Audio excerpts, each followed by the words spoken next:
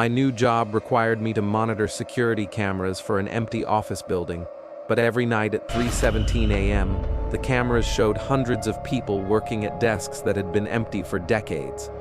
My name is Marcus Webb, and I'm a 29-year-old security specialist from Chicago, Illinois. What I'm about to tell you happened during my brief employment at Meridian Tower, a 40-story office complex in downtown Chicago that houses dozens of financial and consulting firms. The job seemed perfect: excellent pay, minimal supervision, and simple duties monitoring security cameras during the overnight shift when the building was supposed to be completely empty. I was hired by Meridian Property Management through a staffing agency, and the position seemed almost too good to be true. $28 an hour to sit in a security office and watch monitors from 11 p.m. to 7 a.m., Monday through Friday. The job description was straightforward: monitor all floors via security cameras, log any unusual activity, and conduct hourly physical patrols of the building. During my interview with the property manager, Helen Morrison, she emphasized one particular rule that seemed oddly specific. "The most important thing to understand," she said, adjusting her thick glasses, "is that you must never, under any circumstances, attempt to access the security camera feeds between 3:15 and 3:20 a.m. This is when our system performs automated maintenance cycles, and viewing the feeds during this time can cause severe equipment malfunctions." When I asked why they couldn't just schedule the maintenance during different hours, Helen became visibly uncomfortable. The system was installed in 1987, and changing the maintenance schedule would require a complete overhaul that the company isn't prepared to fund. "Just follow the protocols exactly as written, and you'll do fine." She handed me a thick employee manual with a bright red sticker on the cover reading "Night Shift Protocols, Mandatory Compliance." The manual was mostly standard security procedures, but there were several unusual rules that I attributed to corporate bureaucracy. Never use the elevators between floors 12 and 15 during overnight hours. If you hear typing or phone conversations from empty floors, do not investigate. Under no circumstances should cameras be monitored between 3:15 and 3:20 a.m. If elevators stop at floor 13 without being called, immediately contact emergency services. Any sightings of personnel working after midnight must be reported to management immediately.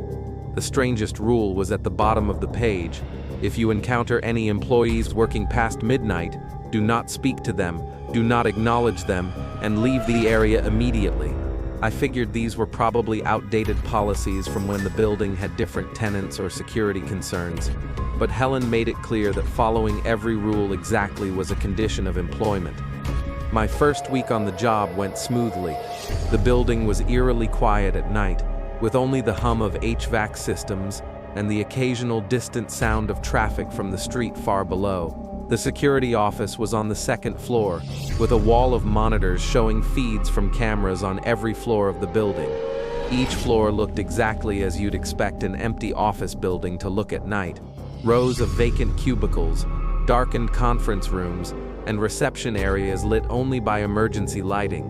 It was boring but peaceful work, and I spent most of my time reading or studying for my IT certification.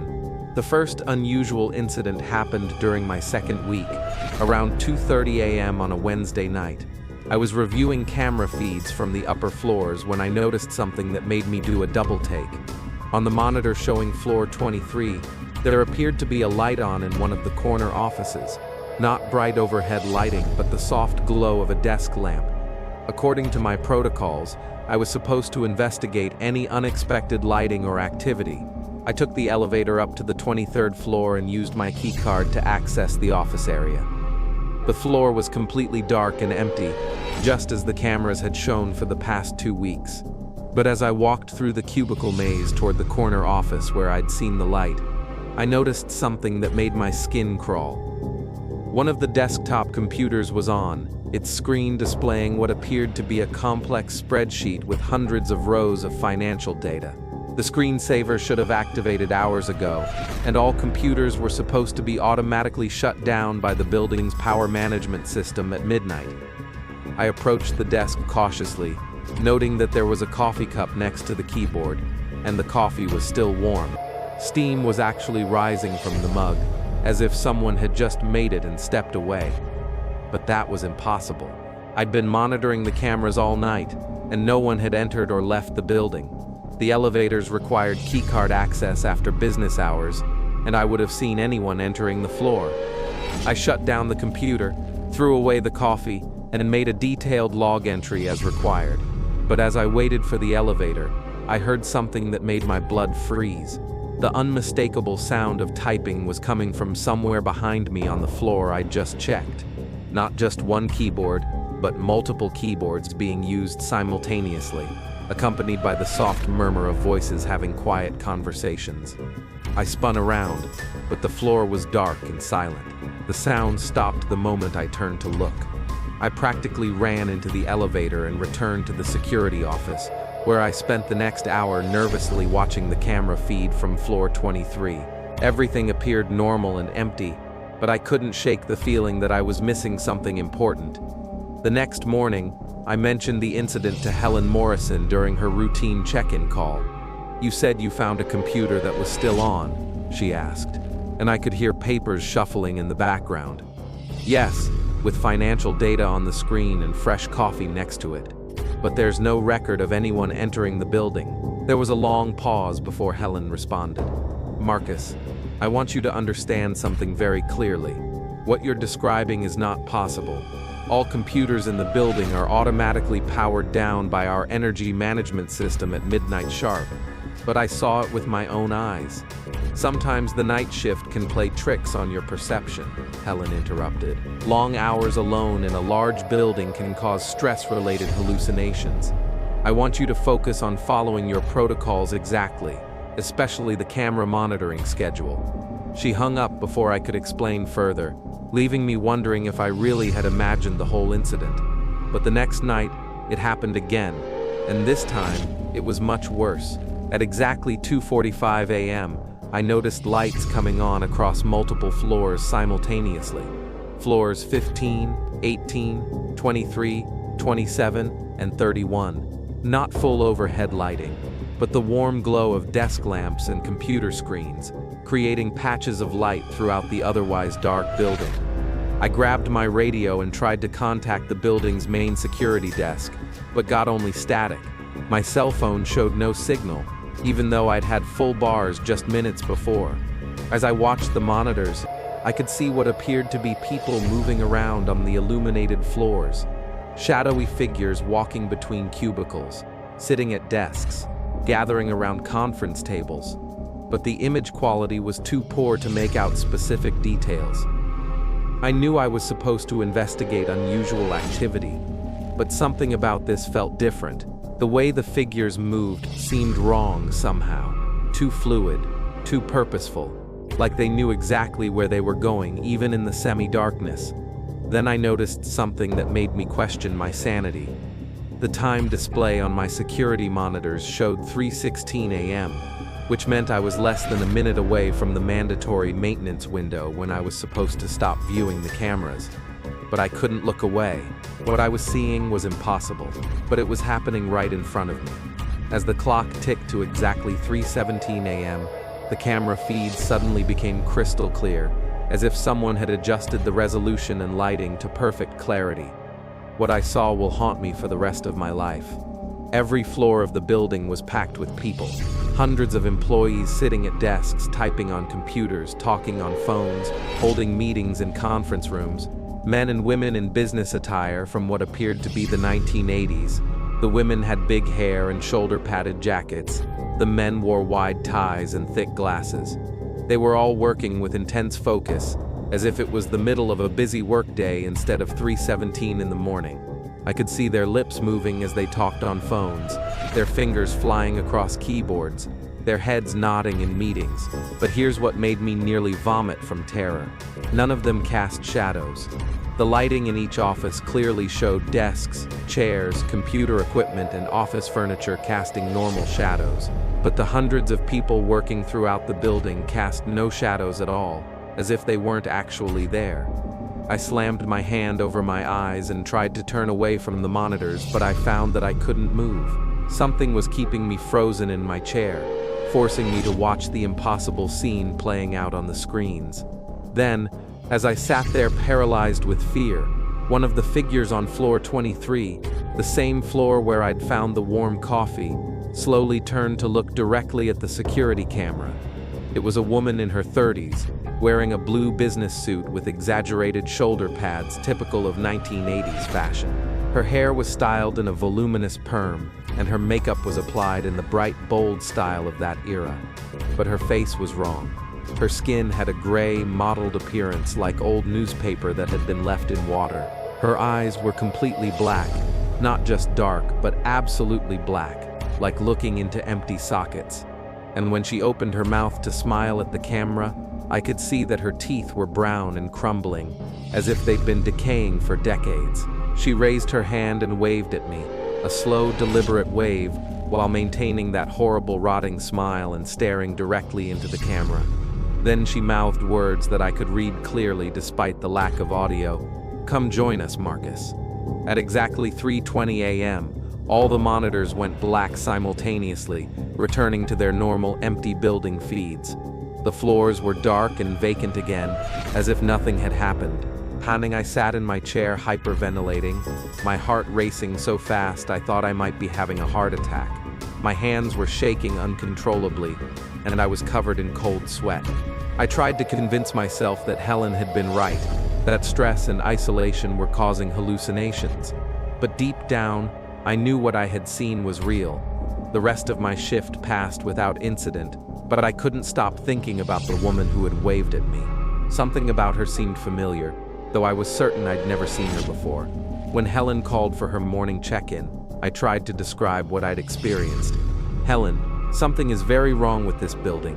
Last night during the maintenance window, I saw hundreds of people working on every floor. One of them looked directly at me and—" "Marcus," Helen interrupted sharply.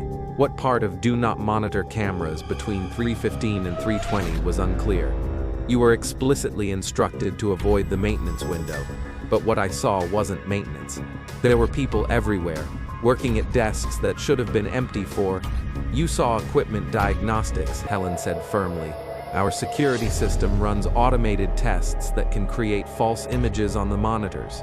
What you interpreted as people were actually system glitches caused by the maintenance cycle." Her explanation made no sense, but she seemed genuinely convinced of what she was saying. "Marcus, I'm going to be very clear with you. If you continue to violate protocol by monitoring cameras during maintenance windows, we'll have to terminate your employment. Follow the rules exactly, and you'll have no more problems." That night, I was determined to follow Helen's instructions to the letter. At 3:15 a.m., I would turn off all monitors and avoid looking at any camera feeds until 3:20. But as 3:14 a.m. approached, I found myself unable to resist taking one last look at the monitors before shutting them off. The building was already transforming. Lights were turning on floor by floor, starting from the top and working downward like a wave of illumination sweeping through the building. As each floor lit up, I could see figures beginning to materialize at desks and workstations.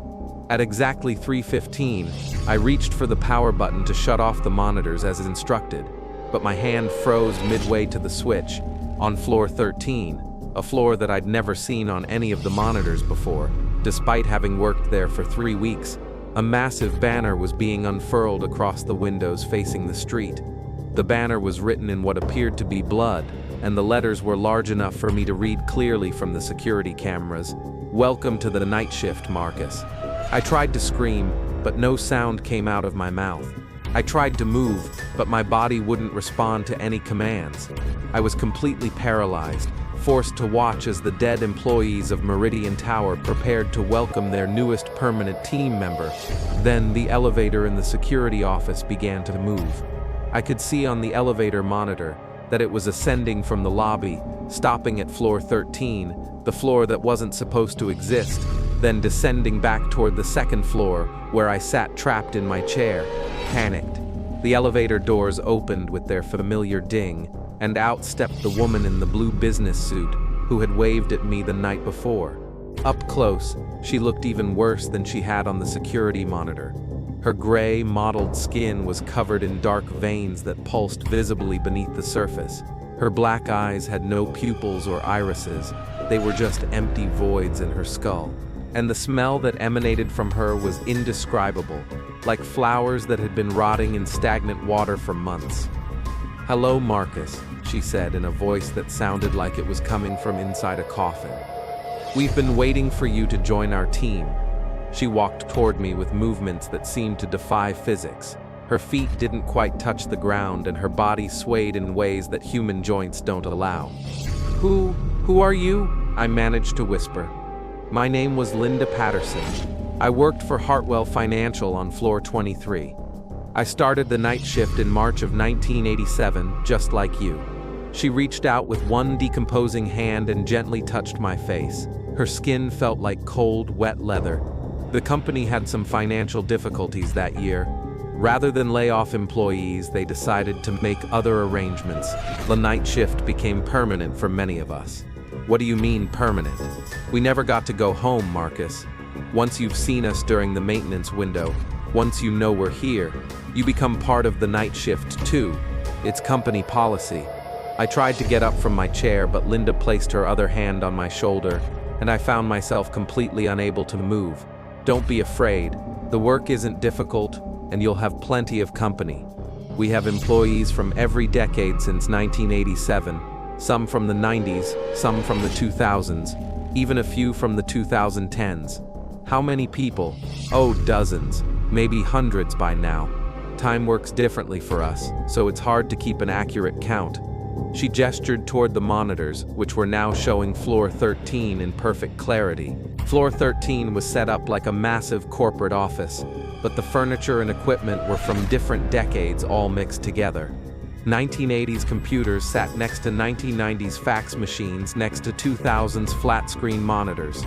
Employees from different eras were working side by side, all with the same gray, decomposing appearance as Linda.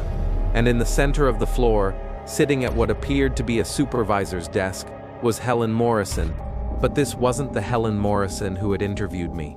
This Helen looked exactly as she must have in 1987, younger, with the same big hair and shoulder-padded jacket as the other employees. And like them, her skin was mottled and gray, her eyes were black voids, and her smile revealed rotting teeth. "Helen has been our floor supervisor for 37 years now," Linda explained. "She's very good at recruiting new team members." Panicked. "This is insane. I'm quitting. I'm walking out of here right now." Linda shook her head sadly. "I'm afraid it doesn't work that way, Marcus. You've seen us now. You know about the night shift. Company policy requires that all employees with knowledge of our operations join the team permanently." She reached into her jacket pocket and pulled out what appeared to be an employee badge identical to the one I'd been issued when I started the job. But instead of my photo, it showed a picture of me with the same gray, mottled skin and black eyes as the other dead employees. And the expiration date on the badge read, "Permanent." "No," I screamed, finally finding my voice. "I'm not dead. I'm not staying here." "Of course you're not dead yet," Linda replied calmly. "Death comes later, after you've gotten used to the work schedule. Most people adjust within a few months." Panicked, I summoned every ounce of strength and adrenaline I could muster and threw myself toward the security office door. To my surprise, Linda made no move to stop me. I ran down the hallway toward the stairwell, my heart pounding so hard I could hear it echoing in my ears. Behind me, I could hear Linda's voice calling out calmly, "You can run if you want, Marcus, but you'll be back tomorrow night, and the night after that. The night shift is permanent, remember?" I burst through the stairwell door and began running down the stairs as fast as I could, taking them 3 at a time in my desperation to get out of the building. But something was wrong with the stairwell. I'd started on the 2nd floor and should have reached the ground floor after 1 flight of stairs, but I kept running down flight after flight, passing door after door marked with floor numbers that made no sense. Floor -3, floor -7, floor -12. The stairwell seemed to be descending infinitely, leading me deeper and deeper underground instead of toward the exit. After what felt like 20 minutes of continuous running, I was exhausted and completely lost. That's when I heard the footsteps above me. Multiple sets of footsteps walking down the stairs in perfect synchronization, like a military unit marching in formation. The dead employees of Meridian Tower were following me down the infinite stairwell. I tried one of the doors leading off the stairwell, floor -15, and found myself in what appeared to be a vast underground office complex that stretched beyond the limits of my vision. Thousands of workstations filled the space, all occupied by employees in various states of decay. Some appeared recently dead, while others were little more than skeletons in business attire, still typing away at their keyboards. And at the center of this nightmare office, sitting at an enormous executive desk, was a figure that made Linda Patterson look healthy by comparison. The thing behind the desk might have once been human, but now it was something else entirely. Its business suit hung loosely on a frame of visible bones, and where its head should have been was a writhing mass of shadow and static, like a television tuned to a dead channel. When it spoke, the voice came from everywhere at once. "Welcome to Meridian Tower's night shift division, Mr. Webb. I am the regional manager of permanent employment. Your orientation will begin immediately." I ran through that impossible underground office complex, weaving between workstations filled with decomposing employees, all of whom turned to watch me pass with their black, empty eyes. I could hear the regional manager's voice following me. "You cannot leave, Mr. Webb. Your employment contract is binding. Report to your assigned workstation immediately." Panicked, somehow I found another stairwell and began climbing. This time the floors counted upward normally. -14, -13, -12, all the way back up to ground level. I burst through the lobby doors of Meridian Tower and ran out into the Chicago morning, gasping the cold air like it was the most precious thing in the world. It was over. I was free. I would never set foot in that building again. But Linda Patterson had been right about one thing. Resigned. That night, at exactly 10:55 p.m., I found myself standing outside Meridian Tower, keycard in hand, preparing to begin my shift. I had no memory of leaving my apartment, no memory of driving downtown, no memory of making the decision to come back to work, but here I was, and every part of my body was moving toward the employee entrance as if controlled by someone else. I tried to turn around and walk away, but my legs wouldn't obey. I tried to throw away the keycard, but my hands wouldn't release it. I was completely unable to control my own actions. The elevator took me to the second floor, to the security office, where Linda Patterson was waiting for me with a warm smile and a fresh cup of coffee. "Welcome back, Marcus. I told you the night shift was permanent. That was 6 months ago. Every night at 10:55, I find myself compelled to return to Meridian Tower for my shift. Every morning at 7, I'm released to go home, but I spend the daylight hours knowing that I'll be back. I've tried everything, moving to different cities, checking myself into mental health facilities, even asking family members to physically restrain me during the nighttime hours. Nothing works. The compulsion is stronger than my will. Linda was right about something else too. The work isn't difficult, and there's plenty of company. My skin is starting to turn gray now, and sometimes I catch glimpses of my reflection in the security monitors and notice that my eyes are darker than they used to be. I think I have maybe another month or two before I complete my transition to permanent employee status. Once that happens, I'll be able to help recruit new team members during their maintenance windows.